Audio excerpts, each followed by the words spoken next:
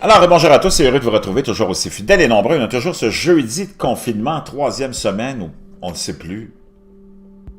9 avril, semaine de Pâques, 9 avril 2020, 16h56. J'aurai quelque chose à vous partager tout à l'heure de formidable qu'un abonné m'a envoyé. Vraiment. Vous ne pouvez pas manquer ça. C'est concernant, je pense que ça tourne autour de l'évangile de Thomas et de toutes les citations de Jésus. Vraiment. En cette semaine de Pâques, on en a besoin. En ces temps difficiles, on en a besoin. Ça va au-delà du christianisme, ça n'a rien à voir avec la religion. Parce qu'il faut être capable de discerner la structure religieuse, officielle, organisée, le dogme et ce qu'ont fait les dirigeants au fil des siècles et des millénaires des religions organisées. Il faut faire la part des choses entre ça et le message que les gens qui sont illuminés, les prophètes, appelez-les comme vous voulez, nous ont transmis comme connaissance et messages. Moi, c'est plus comme ça que je le vois que dans un endoctrinement religieux, de vouloir avoir une conviction que c'est vraiment le prophète, le désigné, le Fils de Dieu, ou le ceci ou le cela, pour rentrer dans des concours de popularité auprès de Dieu, non. Donc, il y a des belles et des grandes et des grands messages et des belles paroles dans presque tous les écrits des écrits ancestraux et religieux. Donc, c'est comme ça que je le vois, moi, puis vous allez vraiment, vraiment l'apprécier. Pour l'instant, et je plaide d'autres choses aussi pour vous, restez là. On va se concentrer sur nous-mêmes, parce que c'est ça le plus important. Maintenant, on vit une situation des plus atroces. Bon, on pense, mais dans le fond, tout semble bien aller quand même. Bon, on est confiné, mais on est comme pris en charge, on est comme sécurisé, on a un revenu qui va rentrer quand même pour la plupart des pays, ou presque. Là. Mais c'est après. Comment on va se sortir de ça? Dans quel état on sort? Ça, il n'y a personne qui le sait. Et que tu saches d'où vient le virus, qui l'a créé, si ça n'a pas été créé, qui l'a partagé, qui l'a propagé, qui l'a ceci, qui l'a cela. Ça n'aura plus aucun sens quand tu vas sortir du confinement et que tu seras face à la réalité et qui va venir te relever. C'est pour ça que c'est important d'être fort, c'est pour ça que c'est important de réaliser que vous devez garder vos énergies. Vraiment garder vos énergies pour l'essentiel dans la vie. Comme on a une seule vie, dans ce corps-là, pour plusieurs, tu peux avoir une vie dans un autre corps après, revenir en homme ou en femme ou en animal, ou tu peux ne plus avoir rien du tout, tout peut s'arrêter, ou tu peux te retrouver au paradis ou en enfer, dépendamment de la croyance que vous avez. Tu as quand même une seule vie dans ce corps-là, et une autre évidence, c'est qu'on va tous confronter et affronter la mort. Donc, tu as une période de temps ici limitée. Puis dans cette période de temps limitée, à chaque jour, tu as une dose d'énergie. Alors, tu travailles avec une dose d'énergie. Puis cette dose d'énergie-là va naturellement s'en aller au fil des heures. Puis tu vas arriver vers la fin de la journée, autour de 10, 11 heures, le soir, fatigué, épuisé, plus d'énergie, tu vas aller te coucher, tu vas te énergisé. Et tu vas te réveiller le lendemain matin avec une autre dose d'énergie. Si, parce que tu es manipulé, contrôlé, parce que tu ne contrôles pas ta vie, tu es toujours pris dans la tourmente de l'actualité médiatique, de vouloir tout commenter, ton énergie va baisser naturellement, parce qu'au fil de la journée, ton énergie baisse, parce que tu la dépenses dans différentes actions. Et franchement, si tu dépenses l'énergie que tu as à chaque fois pour des choses inutiles, qui servent à rien, qui t'amènent rien, qui t'élèvent pas, qui sont bénéfiques en rien, c'est toutes des énergies perdues. Si tu les dépenses à partager ou à échanger avec des gens qui t'apportent rien non plus, c'est encore là toutes des énergies que tu dépenses pour rien. Si jamais quelqu'un te demandait d'investir dans un start-up, une compagnie, ou même un fonds d'investissement, le plus petit montant possible que tu peux imaginer, 1000, 2000 $, tu vas te poser des questions. Tu vas réfléchir, tu vas analyser la situation sur toutes ses coutures parce que c'est ton argent, puis tu ne voudras pas l'envoyer comme ça, dans le vide, à n'importe qui. Ben, considère ton énergie quotidienne de la même façon. Apprécie ton énergie quotidienne comme tu apprécies ton argent, tes biens, que tu n'enverrais pas comme ça n'importe où. Puis assure-toi que cette dose d'énergie-là que tu as tous les jours, tu l'utilises pour t'élever, pour ton bien, pour ton harmonie, pour ton équilibre, pour les autres qui t'entourent, que tu aimes, qui vont valoir la peine que tu leur donnes ton énergie ou des événements qui vaudront la peine que tu t'y attardes. Mais pense à ça.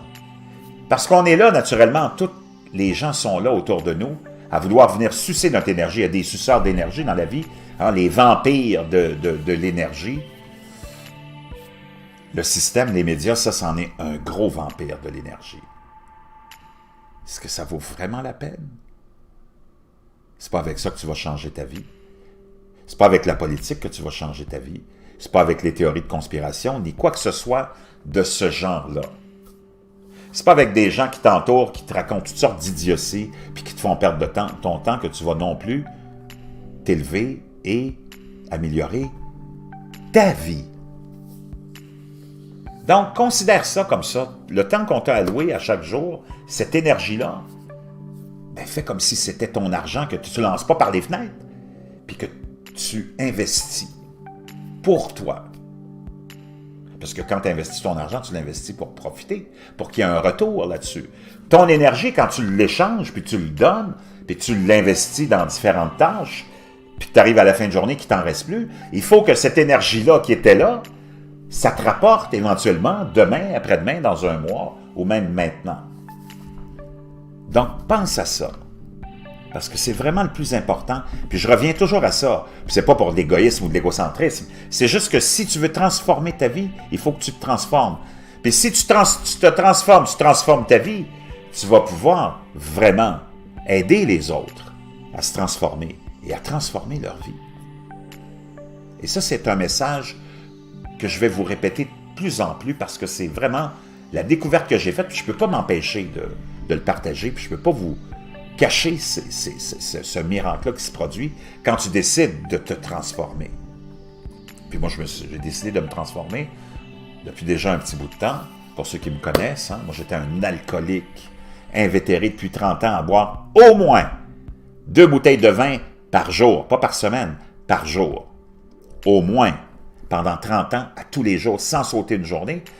Même quand j'avais des infections, puis j'ai dû prendre des antibiotiques dans ces 30 ans-là, je prenais mon antibiotique avec une gorgée de vin. J'ai fumé comme une cheminée, j'ai consommé de la drogue, comme c'est pas possible. Mais ça, c'est il y a plus longtemps. Mais l'alcool, c'est depuis 1 an et demi que j'ai quitté ça. Et ça a été le déclencheur. Puis après ça, petit à petit, tu rencontres des gens, tu fais des découvertes.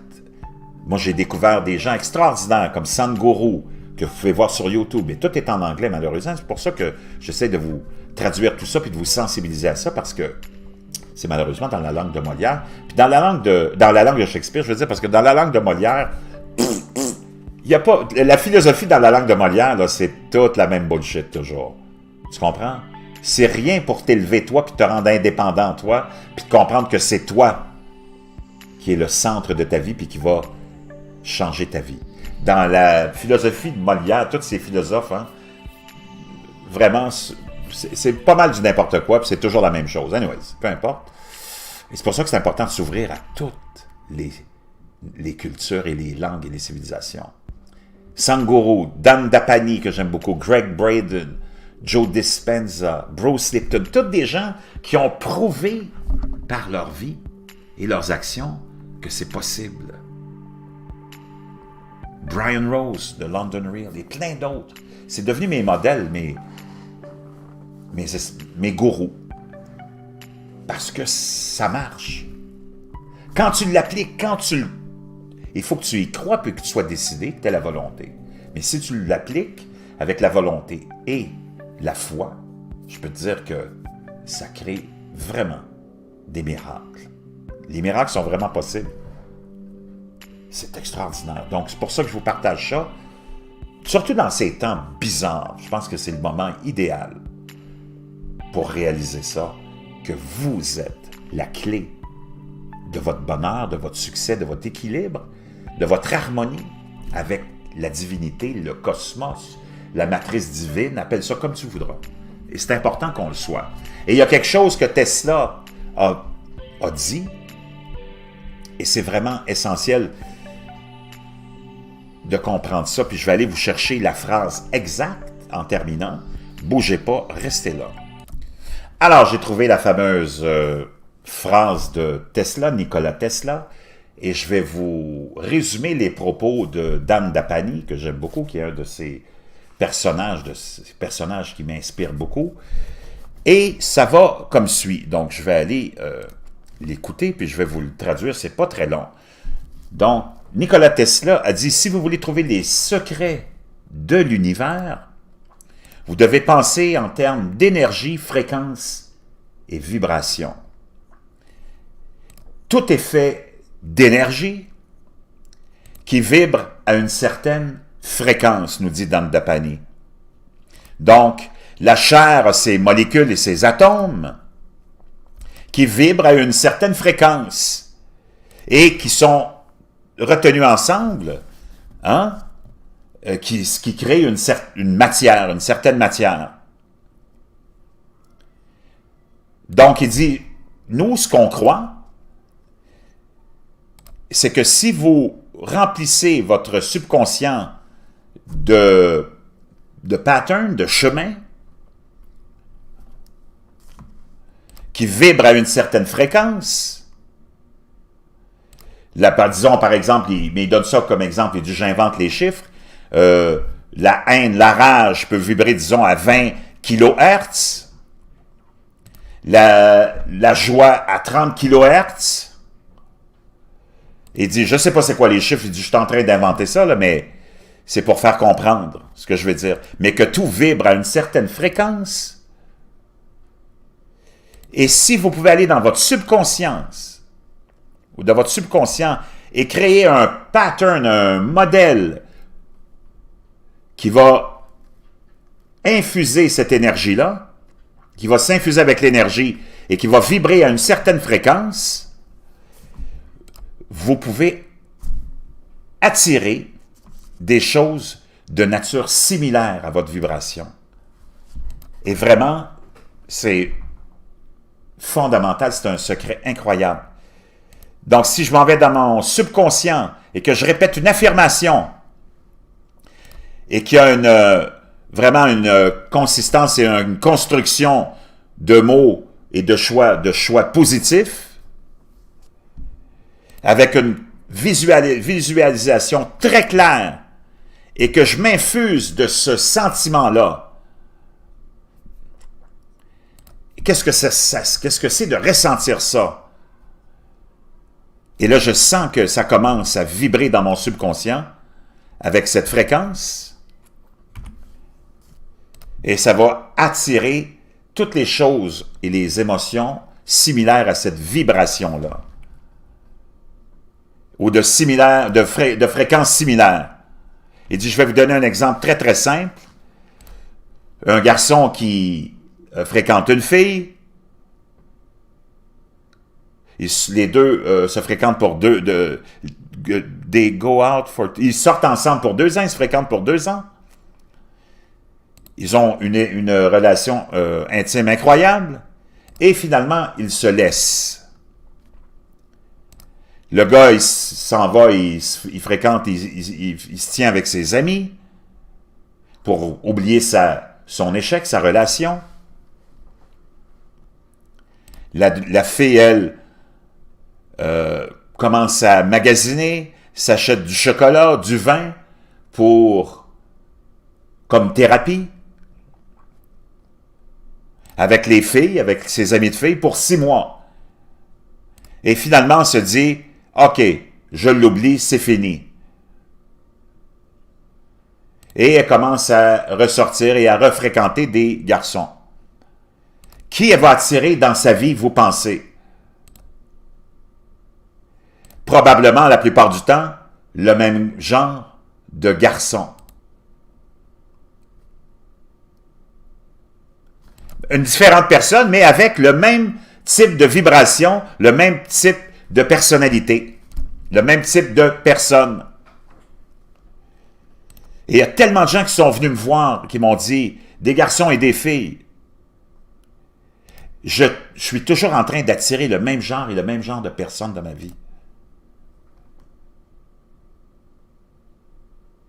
C'est des choses que j'entends régulièrement dans le travail que je fais. Hein. C'est un ancien moine, ça, Dan Dapani. Et pourquoi? Parce que tu as fréquenté John, ou tu as fréquenté Sue, ou Elisabeth. Et John est sorti avec Elisabeth. Ils ont eu une relation de 2 ans. Sue a vibré à une certaine fréquence avec ces expériences-là, avec ces émotions, ces expériences émotionnelles qui l'ont fait vibrer à une certaine fréquence. Et elle avait ces fréquences-là de John dans son subconscient. Ils se sont séparés, mais ces expériences-là continuent à vibrer dans son subconscient. Et John est toujours dans son subconscient. Là, maintenant, elle s'en va pour refréquenter quelqu'un d'autre ou trouver quelqu'un d'autre. Et qui elle va attirer? Eh oui. Un autre John qui s'appellera Peter, mais qui a le même genre de fréquence et qui vibre à la même fréquence. Vraiment fantastique. Honnêtement, je vous le dis, vous pouvez croire ou pas croire, c'est pas important. Ce qui est important, c'est de voir les exemples qui sont là devant nos yeux et qui nous font réaliser que oui, c'est possible et nous aussi, on peut changer quand on comprend ce système-là. Et c'est pas ça qu'on apprend à l'école. On n'apprend pas ça à l'école. Étonnamment, hein? On n'apprend pas ça dans les médias. Les médias qui sont là pour vous garder ignorants dans le ridicule. La plupart du fois, c'est la plupart des fois, les médias nous ridiculisent hein, avec des émissions absurdes.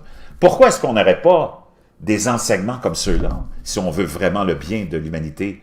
Mais c'est pas ça qui se passe dans les médias. On va vous parler de vos cheveux, de votre peau, de votre bronzage, des parfums, de ce que vous devez vivre, de ce que vous devez acheter et consommer, et de ce que vous devez faire pour rencontrer une fille, un garçon, et vous éclater, que toujours pour garder l'humain dans l'esclavage de lui-même. Pensez à ça, je voulais absolument, en cette semaine de Pâques surtout, c'est rien de religieux ce que je viens de vous raconter, ça n'a rien à voir avec aucune religion. Dan Dapani, c'est un ancien moine bouddhiste, qui est même plus moine. Greg Braden ne fait jamais allusion vraiment à une religion, il parle toujours de connaissances, hein, de sagesse ancestrale, puis même est plutôt agnostique, et tous les autres aussi, donc c'est rien de religieux, c'est universel. Les religions ont été prouvées vraiment, vraiment inefficaces et un échec lamentable.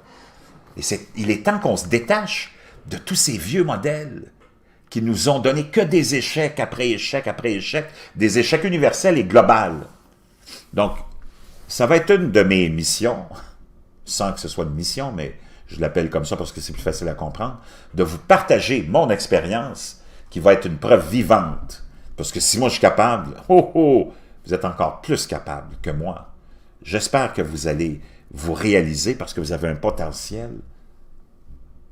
Chacun d'entre nous a un potentiel extraordinaire, mais que le système ne veut pas qu'on exploite parce que si vous exploitez votre potentiel parce que vous l'avez découvert, vous ne serez plus à leur merci et à leur service. Je vous reviens avec plein d'autres choses.